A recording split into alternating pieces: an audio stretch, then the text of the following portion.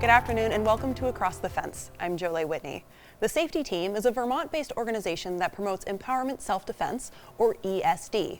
Founded in 2003 by a group of women skilled in martial arts and who happen to be medical and mental health professionals. If that doesn't sound like a premise to a super cool action movie, stay tuned until the end of today's program when I'll put some of the Safety Team's methods to the test.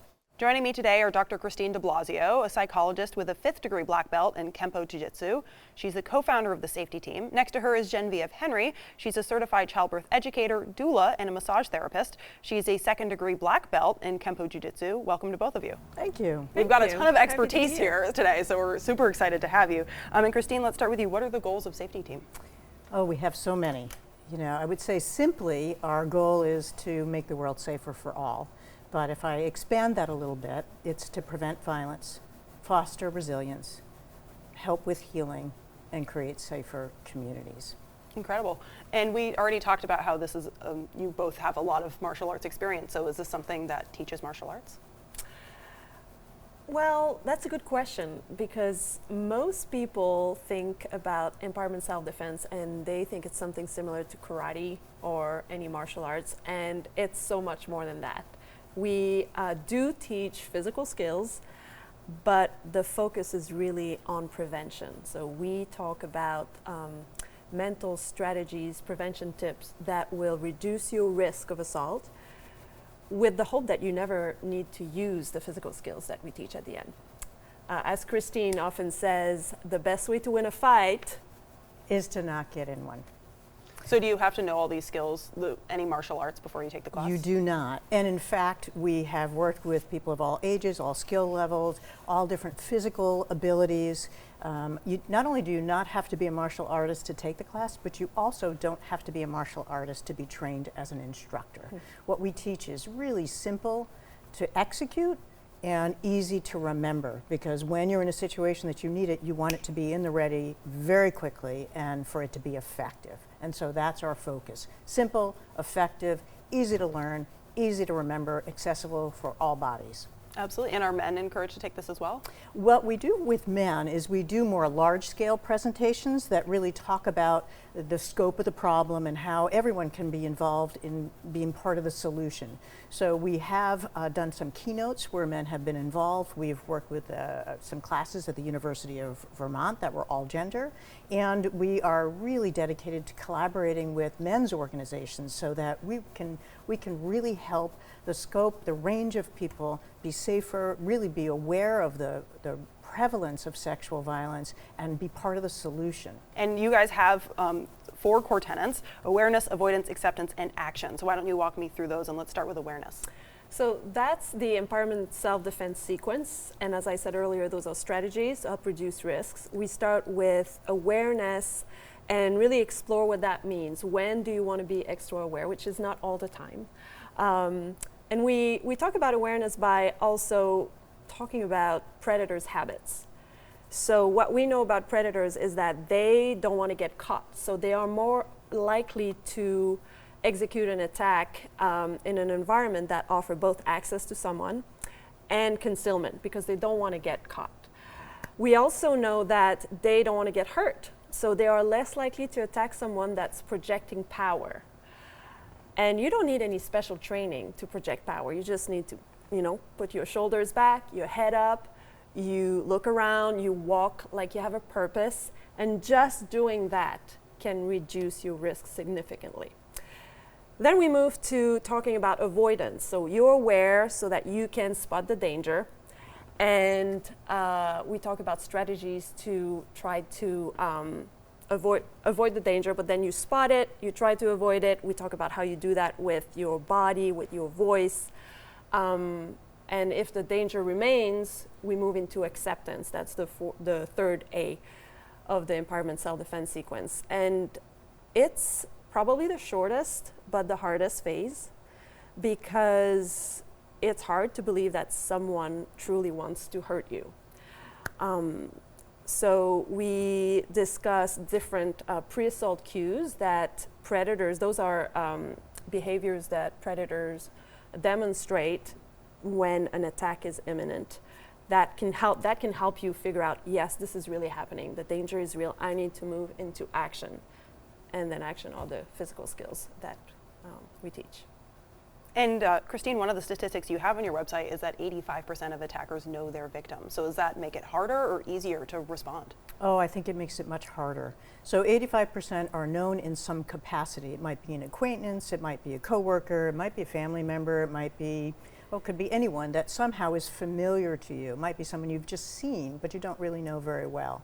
And you know, Jenny talked about the acceptance phase, shortest phase, hardest phase, because accepting that someone wants to do you harm, especially when you know them, can be really a very difficult challenge to overcome mentally. But as Jenny said, there are cues, pre-assault cues, behavioral cues that let you know that, you know, I might be in danger. And one of the things we teach or we talk about is the natural response to freeze momentarily. It's a neurobiological response under threat that you freeze. In the animal world, it might be adaptive to freeze.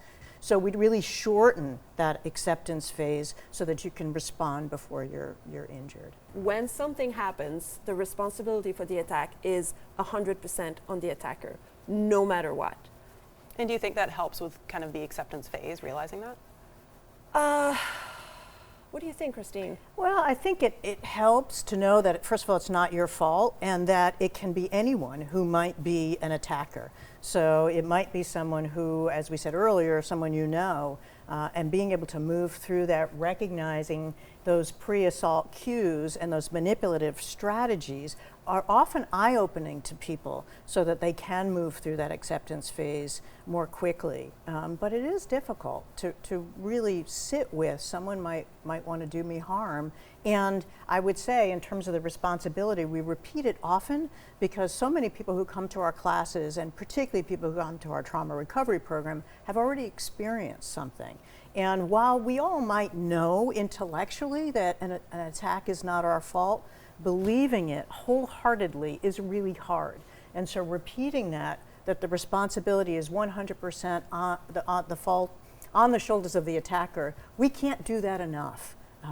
But when you're with a group of other people who are hearing that, supporting that, it does sort of drive it home so that people move from that I know it to I believe it. Absolutely, and I want to show off some of the techniques that you guys show in just a second, but first you have a therapeutic self-defense class as well. So what does that look like? How is that different from the empowerment? Well, we started that because we knew that for many survivors, coming into a community class would be intimidating. And in our community classes, we are really proud of the fact that we give a lot of individual attention. So there's 5, maybe 4 to 5 people to one instructor. In our therapeutic program, we're able to have a much smaller ratio, so you get more attuned attention. And it starts in a different way. It starts with meeting with a mental health provider who gives you a lot of psychoeducation and information about the neurobiology of trauma, the neurobiology of fear, what happens to your body, what happens to your brain, so that you can better understand, what did I go through? The phrase I like to use is our community classes are violence prevention with a side of healing, and our trauma recovery program is healing with a side of prevention. I think of them as sister programs, and like any sisters, they're similar, but they're different. Yeah, I hope so anyway. Well, that's incredible. Let's get into some of the techniques that you guys use. We'll move your chairs out of the way, but while we're doing that, why don't you tell me what the voice is? I know we've talked a lot about techniques to defend yourself, but talking isn't something that people usually think of.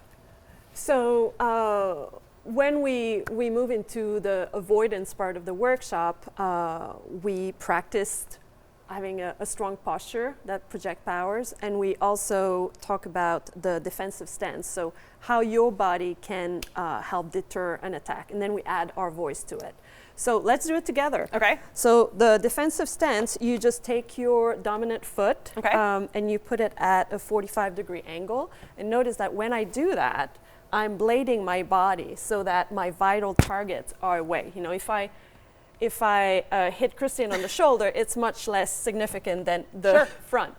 So just by doing that, I protect myself. I keep my knees soft, so I'm really grounded, and then I put my hands up. Okay. And just doing that can deter 60% of attacks. Wow. If you add your voice to it, it goes up to 80%. Wow. And you haven't gotten in a fight yet. You're just like avoiding. So what could we say? What do you think? Stop. Stop is a good one. So let's go on our neutral position, and then on a count of 3, we'll say stop together. Okay. 1, 2, 3. Stop. Excellent. So we just practice using our voice like that in our workshops. We first do that as a large group, and then we break into small groups. So anyone can take our classes. We have young people that are like 12-year-olds all the way up to 70. We had people in their 80s take our classes. So let's talk about some of the physical stuff. You said this is available to everybody, and I want to get to 2 of these before we run out of time. So tell me about a punch and a different kick that we can use that's kind of accessible for everybody.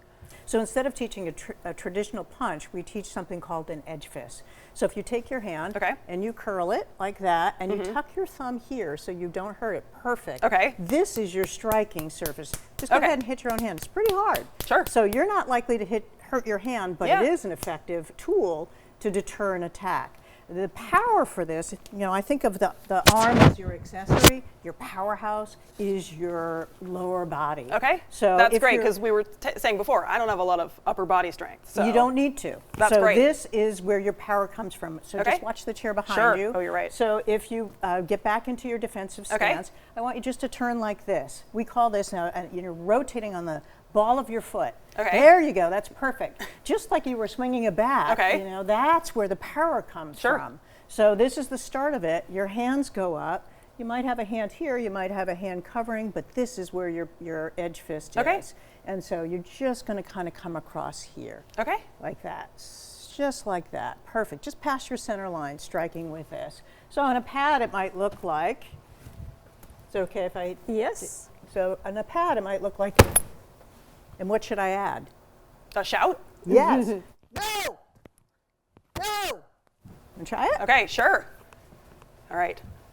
No! Yeah. No! Nice. No! See the power you have? Absolutely, The power of the pivot is really where you're channeling all that into this surface, into the target, which we teach where to hit and how to hit and all of that. Absolutely. And I'm afraid we're out of time, but I want to make sure that I shout out, there's a free event happening in Burlington on April 14th at the Main Street Landing Performing Arts Center Film House. And you can find more information about this event, and if you want to sign up for your own workshop, the safety team runs visits on their website, and that you can see that link on your screen. And I want to thank the crew behind the scenes here at WCAX who make our program possible. I'm Jolie Whitney. This is Across the Fence. Have a good one.